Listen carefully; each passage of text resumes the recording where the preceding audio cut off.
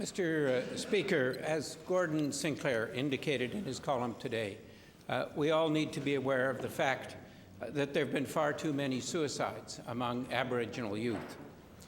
What Samantha Jensen's story, the tragic story of a 15-year-old Aboriginal girl who committed suicide, what her story shows is the importance of extra support for the children of a parent who commits suicide.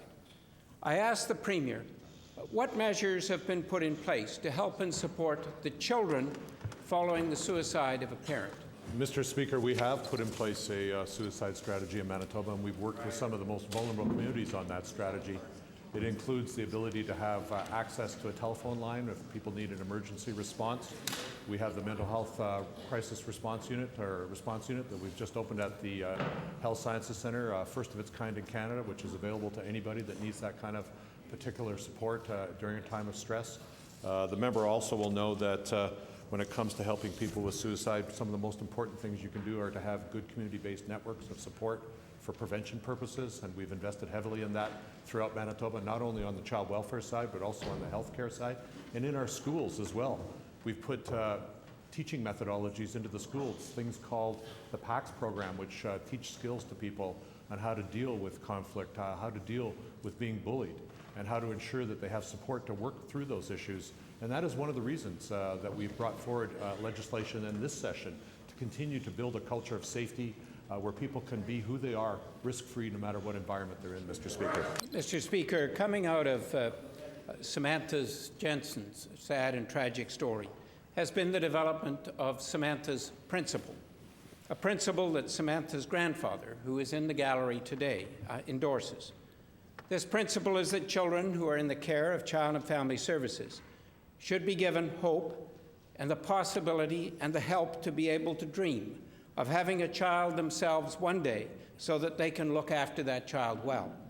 I asked the Premier what efforts he is making to ensure that children who are in care will have suitable counseling, mentoring, and supports as they continue on their journey to having the possibility of raising children on their own. Good question, Mr. Speaker. Any child in care requires a support program tailored to their specific circumstances. And that support program has to have as a number one principle, which we've now enshrined in legislation, that the safety of the child comes first. That's the number one principle.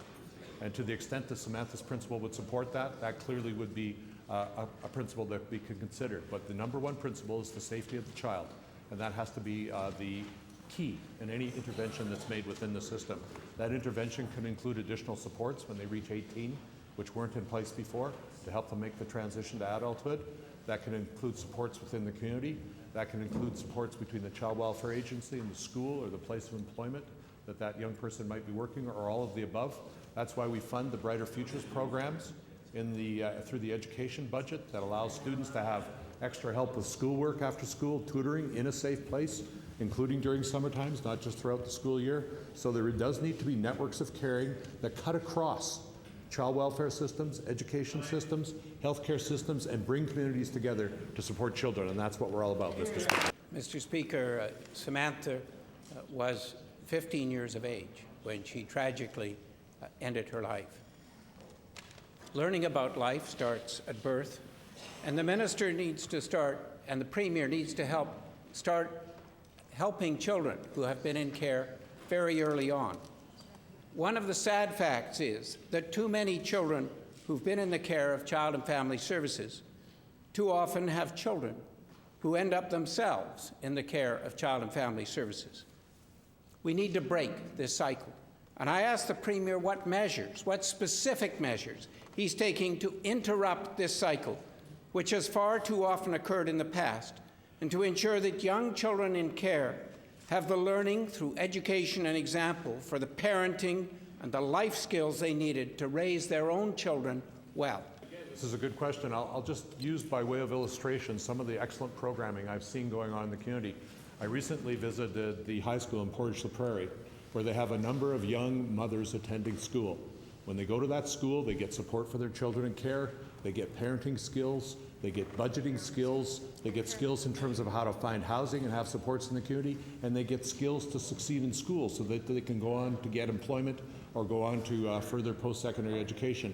And many of our schools are doing that throughout Manitoba in our high schools, and we have now required that schools provide opportunities for young people till the age of 18. No longer at 16 is a child not the responsibility of the public school system. They have a responsibility now to provide innovative programming to allow as many young people as possible that wish to complete high school, even if they're a parent and a young parent, and there are many instances of that. We want them to have the proper supports and respect and dignity to go to school, to have the support for their children, and to be successful in life. And we will continue to fund that in our budgets, Mr. Speaker. We will not hesitate to do that in the future.